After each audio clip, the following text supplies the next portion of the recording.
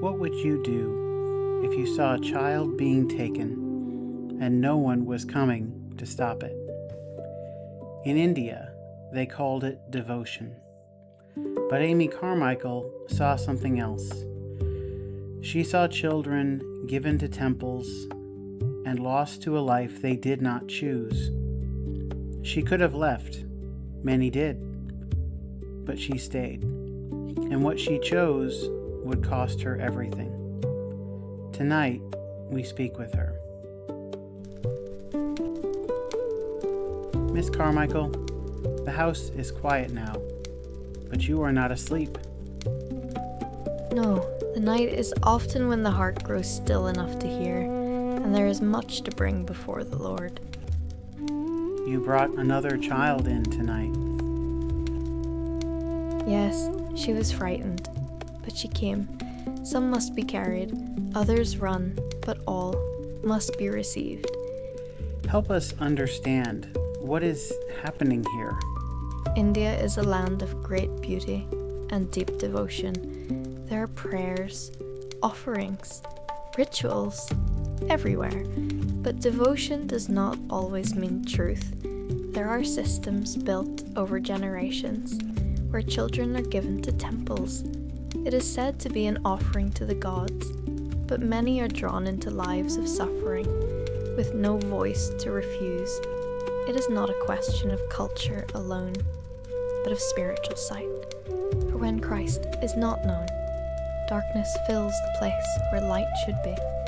As I wrote, the love of Christ must be the constraining power, or we shall never move far from where we are. You were once a child yourself, with very different concerns. Yes, I wanted blue eyes.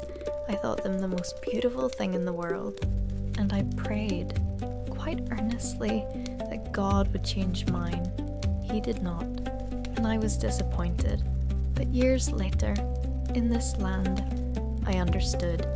Blue eyes would have made me stand out, but brown allowed me to move quietly, to go where I was not expected, to see what others could not. God answered the prayer, not as I asked, but far better. Miss Carmichael, in the same vein as those childhood prayers of yours, before India, before the children, there was a beginning. What brought you to Christ? I was raised in a Christian home in Northern Ireland. The scriptures were known to us, but knowing is not the same as belonging. There comes a moment when what you have heard must become your own. For me, it was not a single great event, but a growing awareness that I was not my own, that Christ had given himself and must be given everything in return. If I have not the love that constrains me, I know nothing of Calvary love. So it was not merely belief, but surrender? Yes, to follow Christ is not to add him to one's life, but to yield it entirely. Even as a young woman, there was a desire not just to be forgiven, but to belong wholly to him. You can give without loving, but you cannot love without giving. Was there anything in your life in Ireland that shaped that desire? There was need. Even there, people overlooked, souls neglected, though not in the same way as here. And I began to see that following Christ must mean going toward need, not away from it. Did you understand what obedience would cost you? No, and I think that is mercy. If we saw the whole road, we might hesitate. If I refused to be a corn of wheat that falls into the ground and dies, I knew nothing of Calvary love. Were there moments when the weight of it felt too much? Yes, there are nights when the sorrow feels close, when the stories you hear do not leave you, and there are questions. Why so many? Why so young? Why such darkness? But we do not live by answers to our questions. We live by faith in Christ. If If I am content to live without seeking to save the lost, I know nothing of Calvary love. I want my life to burn brightly for Jesus, as I wrote in a poem, from prayer that asks that I may be sheltered from winds that beat on thee, from fearing when I should aspire, from faltering when I should climb higher, from silken self, O Captain, free, thy soldier who would follow thee. Give me the love that leads the way, the faith that nothing can dismay, the hope no disappointments tire, the passion that will burn like fire. Let me not sink to be a clod, make me thy fuel, flame of God. And what of opposition? Surely not all welcomed what you were doing. No, there were those who believed we were interfering with what had always been. Some saw us as a threat, others as foolish. Sometimes, even those who came to help did not fully understand the cost. Missionary life is simply a chance to die. And the children? Each one is different. Some come silent, some cling, some do not yet know they are saved. But we tell them again and again that they are loved. We cannot save the world, but we can save the ones God puts before us. Prina was the first. She was a young girl who escaped from a Hindu temple. I could not turn her away.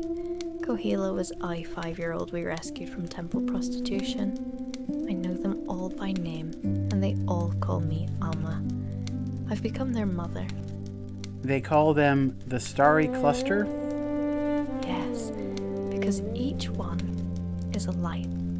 Not because of us, but because Christ has found them.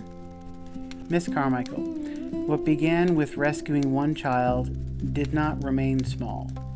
Tell us about Dohnavur. It has become a place of refuge, not something planned, but something the Lord built, one life at a time. And so, we stayed. It is a quiet place, set among trees, far from the noise of the world, simple, but filled with life. What made it different from what the children had known? They were no longer offerings, no longer bound to what others had decided for them. They were children, free to grow, free to belong. We built a family. And you were not alone in this.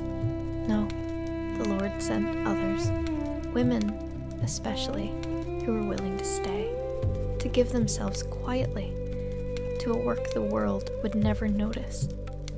What were the greatest challenges? There were many. Illness, legal threats, misunderstanding, at times danger, and always the weight of responsibility. But the greatest danger was not outward, it was within. Within? Yes, to lose sight of Christ and begin to rely on the work itself. That is a subtler danger, but far more serious. If the ultimate, the hardest, cannot be asked of me, then I have not understood the cross.